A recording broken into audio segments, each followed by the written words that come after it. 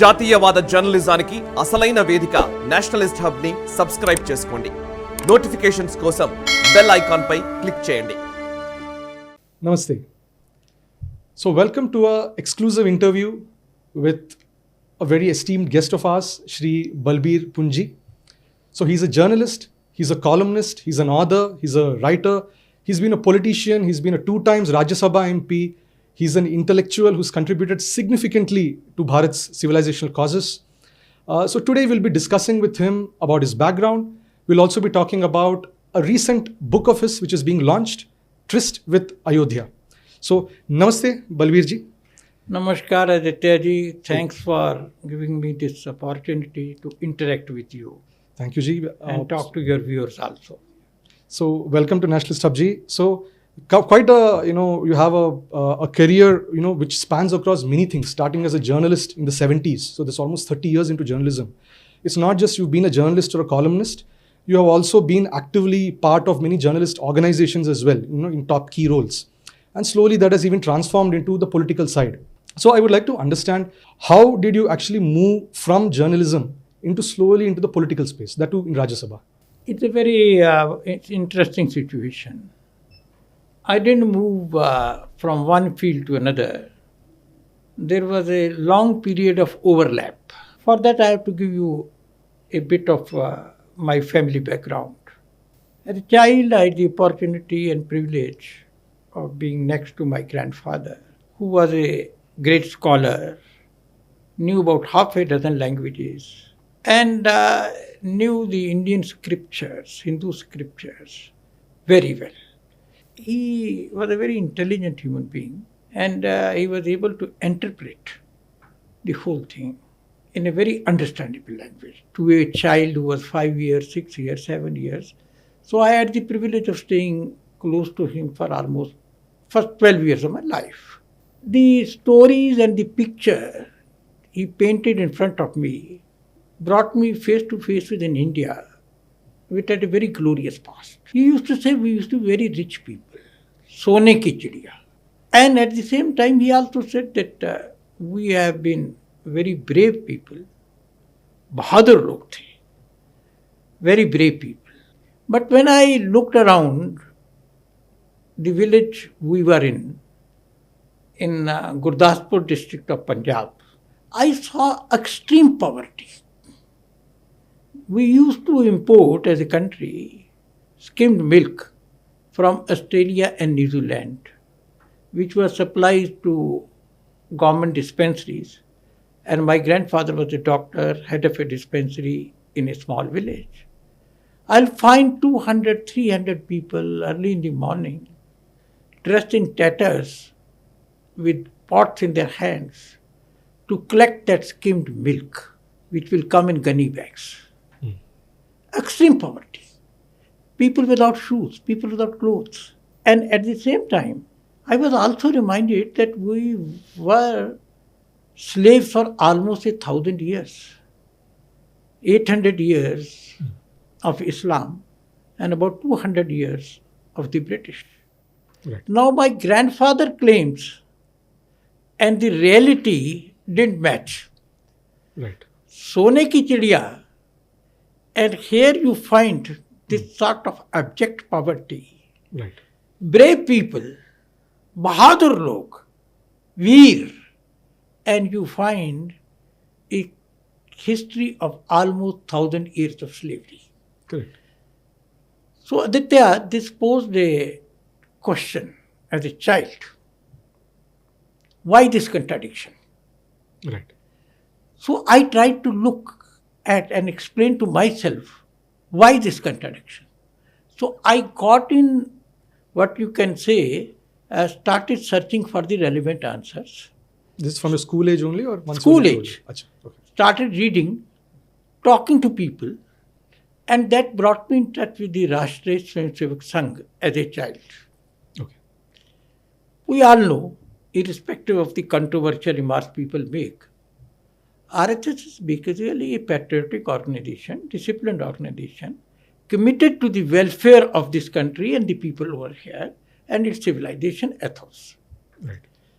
So I was a RSS activist for a number of years and informally connected to Janasangh and then Bharatiya Janata Party. So when I shifted in 2000 from journalism, it was not a sudden shift. Right. It was a shift which happened over decades, gradually. Right. Talking about your association with the Sangh, with the Bharatiya Janata Party. So in 1989, there was a Palampur resolution on the Ram Mandir, and you also played a key role in that. So could you please enlighten us on what actually happened there, what sparked, why 1989 in specific, and what was your role in it? See, I went accidentally to Ayodhya in 1981. Okay. I was on a professional tour. I've been to Faizabad, and one IPS officer broke me this news. I didn't know till that time that Ayodhya was next door, about 7-8 kilometers away. And it is the same Ayodhya which is mentioned in Ramayana. That spoke about my ignorance, that I didn't know about it. When I went there, I got to know the whole story, how the murtis had appeared in 1949, how since then scores of people have been singing bhajans in front of the murti of Ram Lalla, which was behind bars on the other side. And these people are sitting on a platform 24/7 since 1949, hoping, praying that these locks will open and Ram Lalla will become free. Right. That was in 1981. Right. That hit me hard. So you were there as a journalist? Or? I was there as a journalist, as a professional. I had gone in pursuit of a story to Faizabad. I was staying in the Faizabad Circuit House, and next morning I met an IPS officer who was a DIG at breakfast table, and he broke me this entire story. And then I visited Ayodhya.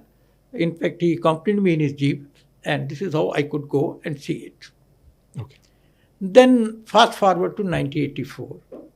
In 1984, a small news item appeared in papers that Guljarila Nanda, Dawdiyal Khanna, these two veteran congressmen have organized a conference in Muzaffarnagar in UP, seeking the reopening of the Ram temple, or at that time it was called the Babri Masjid.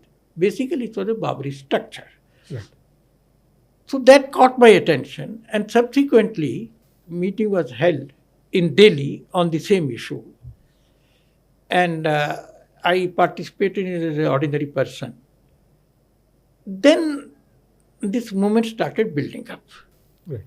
And at that time, in 1984, if you remember, see, the BJP, the Janasangh transformed itself to BJP. Correct. After the Janata Dal experiment of Right. PP Singh got over. And no, it was not that. It was 1980, after the Janata Party government headed by Morarji Desai fell. Right. And BJP was born. And BJP in 1980 adopted what is called as Gandhian socialism. Right. And in 1984 election, Lok Sabha election, and some people call it Shok Sabha election because they were held in the wake of assassination of Mrs. Gandhi. The Bharatiya Janata Party, wedded to Gandhian socialism, was reduced to 2 members of parliament. That was all. And Rajiv Gandhi had got more than 400 MPs. Right. And 2 MPs, one came from Andhra Pradesh, Jangareddy, your state, Right. and another came from Gujarat, Dr. Patel, from Mehsana, I believe. So only 2 MPs. This was a big shock to the party. There was introspection. And people like me argued that if you have to sell Gandhian socialism to people, the buyers will go who are the original Custodians, owners of yeah. this brand. Correct. You were never owner of either socialism or Gandhi. Right. There are different people who are doing it. So and you will be known only as a carbon copy. Correct. So what should you do? Go back to your roots. Right. Take up the issues for which you are born. Right. They were issues born out of conviction. Removal of 370, total merger of Jammu Kashmir into rest of India, Right. Ram Janambhoomi. Take issues like that, nationalism. Right. So there was a introspection within the party, debate within the party. And then the BJP realized, because VHP under Moropant Pingle and Ashok Singhal had been working, and Champat Lalji also, had been working ceaselessly on this issue. So in 1989, there was an informal discussion that we must take up this Ram Janambhoomi issue. Right. So when Palampur National Executive was to be held in Himachal Pradesh, then we had a informal meeting with my friend Dinanath Mishra, who unfortunately is not there, TV Shenoy, who again is not there. They were both journalists. Advani ji. Right. So it was decided we must draft a resolution. So I myself and Dinanath Mishra were given the responsibility of drafting the resolution. Right. I in English and Dinanath ji in Hindi. Right. So we submitted a draft which was modified, improved upon by Manya Advani ji, then of course vetted by Atal ji, and it was finally adopted by the Palanpur BJP National Executive. Right. So what exactly did the resolution state as such? The resolution basically said that Ram Temple is a civilization issue. Right. It is not something against Muslims as such. It is to re-emphasize the cultural freedom of the country. This was in essence what it said. So this entire migration from the Gandhian socialism to, so can we say that the thing that followed up was actually integral humanism, or would you actually say it's nationalism that followed up? See, integral humanism is the gist of Vedanta Right. in modern parlance by Manya Deen Dayal Upadhyay. Right. And it emphasizes on the relationship between the individual, family, community, village, country, rest of the world, and entire universe. How we are all interconnected.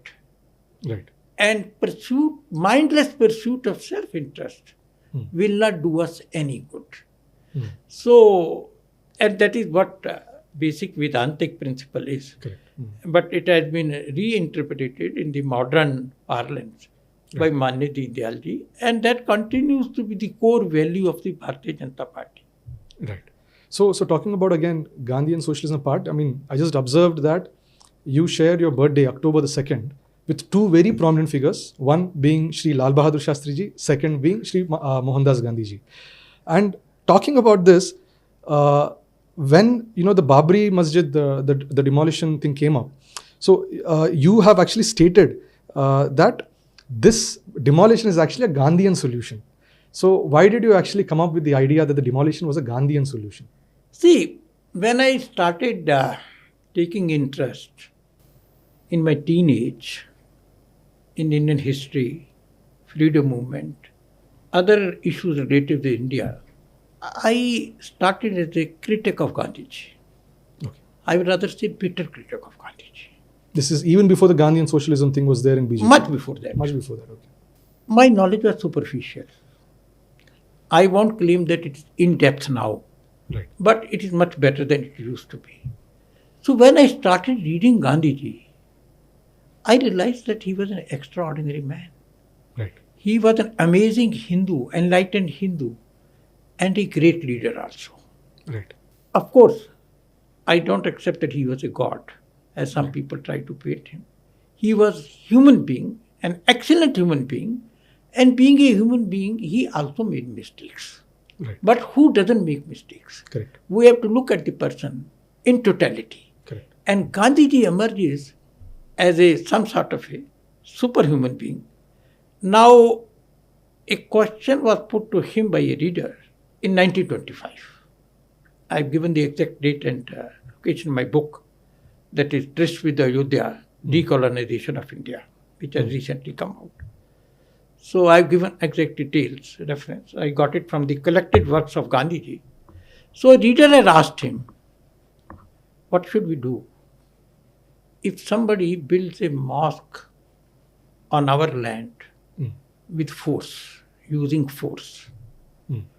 violence, Gandhiji's reply is very different from the sort of image people paint of Gandhiji. Right.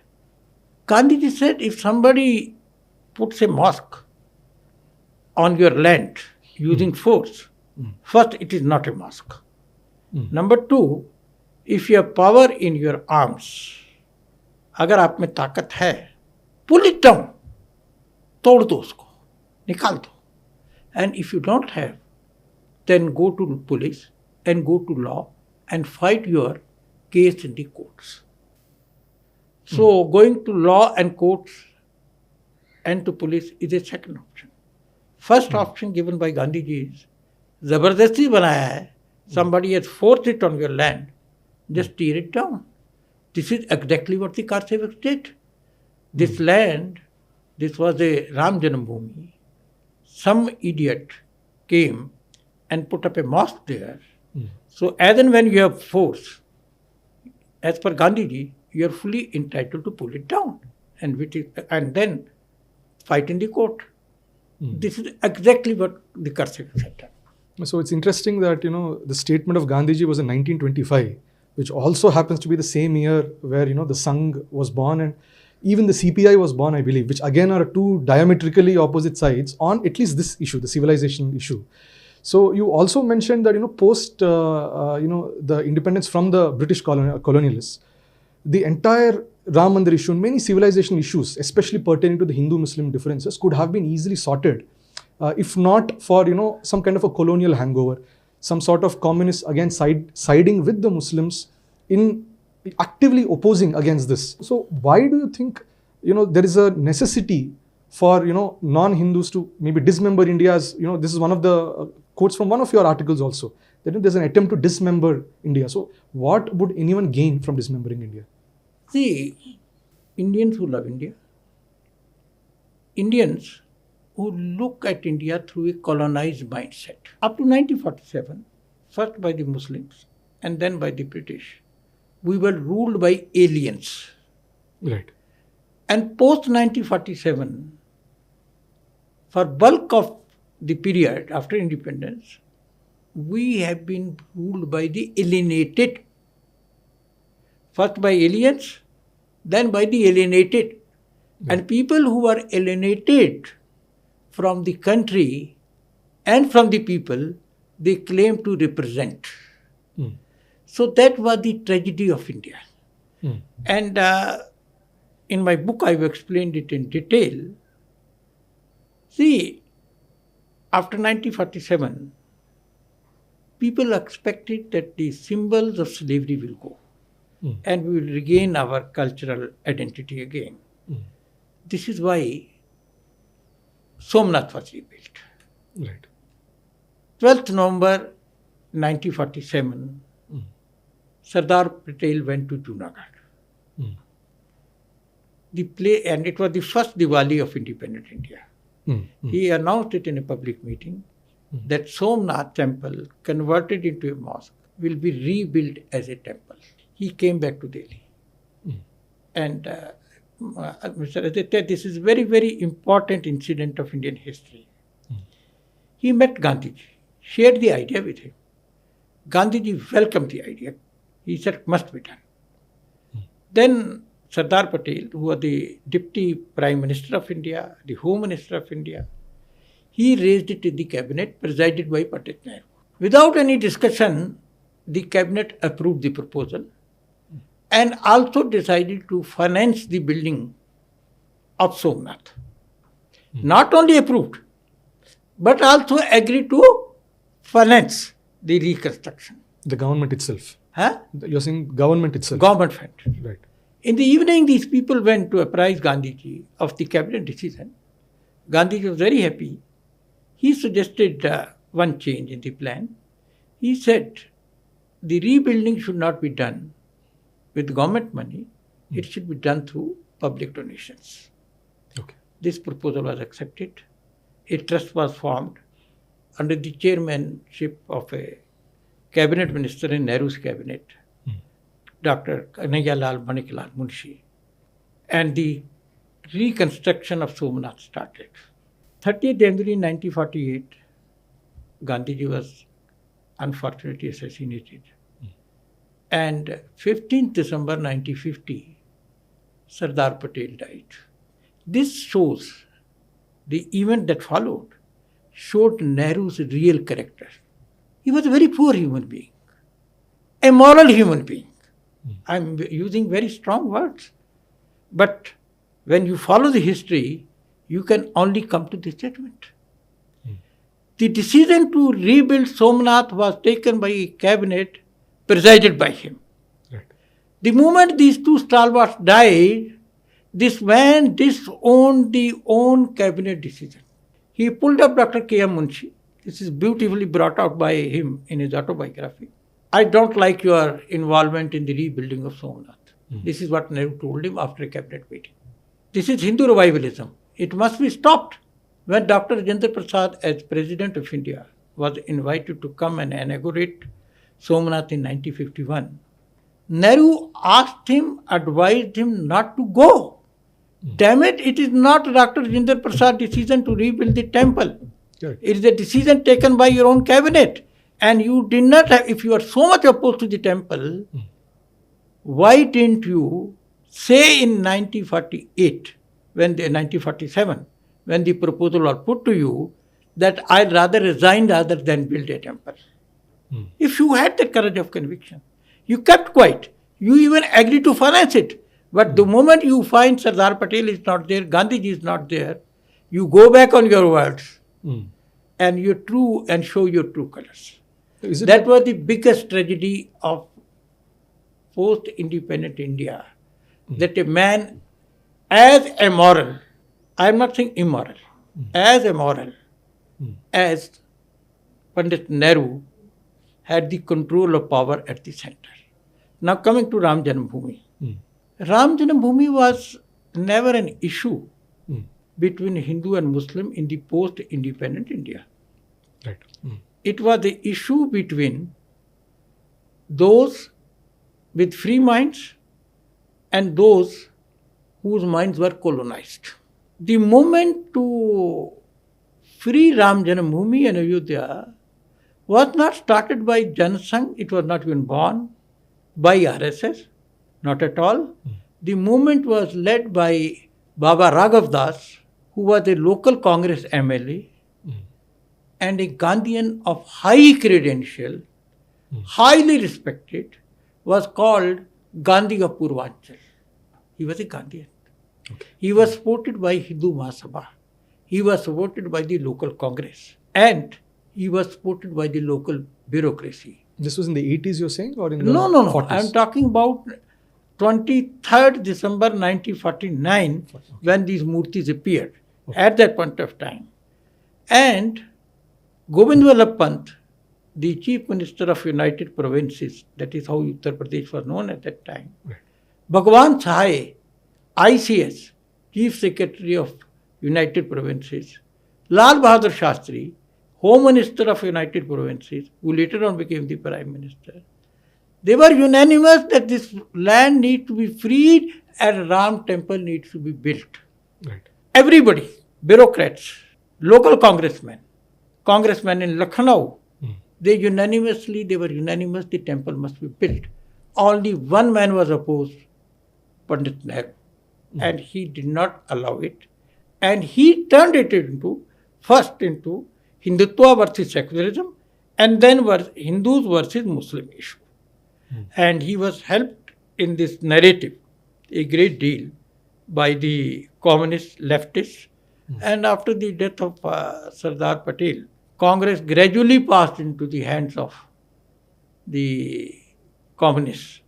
At least its thinking department, intellectual input, it was outsourced to the communists. And they are the people who raise the red flags on baseless, absolutely, what you can say, false grounds. And the Supreme Court judgment has proved beyond doubt that whatever they were saying were either lies, half lies, what you can say, twisting of facts. Right. So one of the facts which is also commonly said, like even during the Pran Pratishtha time, so there was this thing that, Shri Rajiv Gandhi ji, they said that, he facilitated opening of the lock. So it is not like the Congress was opposed or, our side was opposed. So you had an argument against that as well. So could you please? No. You see, it's a very interesting situation. Yeah. When we say Congress, what Congress means? Baba Raghav Das, who headed the movement in 1949, was a congressman, was a Gandhian. Correct. Govind Vallabh Pant was a Gandhian. So the Gurulari Nanda, who reopened the issue, Daudiyal Khanna in 1984, they were also congressmen. So this is one section of Congress, right, which is inspired by Gandhiji, which is inspired by Sardar Patel, which is inspired by Swami Vivekanand. And there is another Congress which is led by Nehru and which had the likes of Digvijay Singh ji today. So that is another Congress.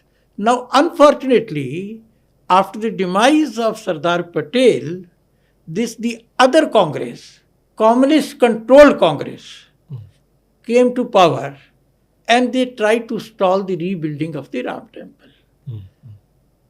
What Rajiv Gandhi did was, Rajiv Gandhi was a man without conviction. He had no ideological baggage. He had no time. He had never studied. He was a go-getter. So when this Shah case came, first his modern mind prevailed. We will defend the Supreme Court judgment. And he put our Kerala governor, Ari Muhammad Khan, who was a young minister, in his cabinet to defend the decision in parliament. Later on, there were thousands of aggressive Muslims parading the streets of different Indian cities against Shah Bano. He was told by I don't want to go into names, Muslims are turning against us, we have to win them over. So he used his parliamentary majority, leveraged it, overturned the Supreme Court judgment. That single step brought a revolutionary change in the Muslim mindset of India. Suddenly they realized if they show aggression, they can overturn the judgment of Supreme Court of India also. See, the sort of encouragement they got. Correct. We have to show aggression, the system will bend. Correct. So they adopted a very aggressive approach on Ram Janambhoomi. It is then it became a Hindu-Muslim issue again. But now Rajiv Gandhi realized that public opinion was going against him.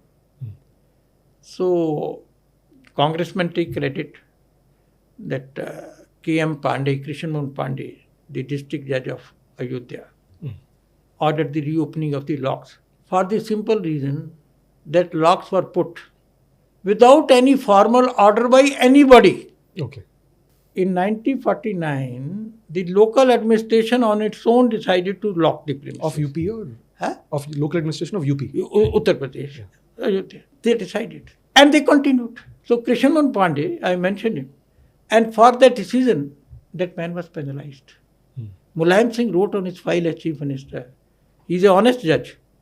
But his decision has brought a social upheaval. Therefore, he should not be promoted to High Court. And this fact has been mentioned by K.M. Pandey in his autobiography, Voice of Conscience. So you mentioned, there are two, kind of thought process or schools of thought in Congress itself, right? There was one original Gandhian thought, and the other was, the likes of Nehruji, Digvijay and all. So the question is now, when we go on social media nowadays, recent years I've seen there's a lot of flack on Gandhiji itself, that that he himself has done disservice to the nation and all. So do you feel there's any element of truth there, or is it because people associate Congress now with this new school of thought, which is why they're associating Gandhi also with that, and then they are blaming Gandhi? See, if you go into collected works of Gandhiji, we will realize up to 1937 or maybe 35, Gandhiji, RSS and most of the countries of the same page. Gandhiji was a very far-sighted man. He realized that British are going out of their way to win over the Muslims because British wanted a separate country. For want of time, I won't go into that, but I will explain a bit. They knew they had to leave India. India was a big bulwark against Russia, expanding Russia, China, and Iran, Iraq, this part of the world. This India, led by Gandhi, Nehru, Patel, whole lot of nationalist leaders, and a leader like Subhash Bose those days, it won't be a sidekick of the Western powers. But they needed a foothold in this part of the country to contain Russia particularly. Right. So they encouraged the Muslim League. The word Pakistan itself was born in 1933 by Rahmat Ali Khan. There was no idea of Pakistan before 1930. Right. So they decided to encourage it. And for that, they were mollycoddling the Muslims, encouraging them. Gandhiji realized that these people will succeed. So he entered into a game of competitive appeasement. To win over the Muslims, you take whatever you want. Because somewhere he was confident. Whether his confidence was misplaced or not, I don't know. But somewhere he was confident. Once the British leave, I will be able to sort out with the Muslims and the country will remain one. Here, RSS, Nehru, Patel, they got all on one side. Even Veer Savarkar. They said partition is inevitable. We must get ready for that. And prepare accordingly. This is a foolhardy idea to think that India will remain one and Muslims will be a part of it. Right. So everybody disagreed with Gandhiji. But Gandhiji had his own plans. If he had not been assassinated like this, if he had lived for 10 years more, I don't know how history would have shaped up. Because in some of his announcements after partition, he said that after he has settled these refugees and taken care of them, he will go and settle in Pakistan. Now, this may look as a very, what you can say, funny statement, not a serious statement. Imagine if Gandhiji had travelled to Pakistan. There were three options before Jinnah. Stop him. But if he enters, arrest him or shoot him or allow him to live in Pakistan. There was no other option. Now imagine Gandhi living in Pakistan and most of the territorial Pakistan, they too were opposed to the idea of Pakistan. Remember one thing, Pakistan was never a demand of the Muslims of Punjab, Pakhtunistan, Sindh. It was a demand raised by the Muslims living in Bihar, in Uttar Pradesh, Correct. Bengal. And after asking and working for Pakistan, half of them stayed back also. That is another thing. But at that time, the territory which constituted Pakistan, particularly the West Pakistan, the people there didn't want Pakistan. Right. And you have Gandhi staying there. Right. What would Jinnah would have done? Correct. What embarrassing situation.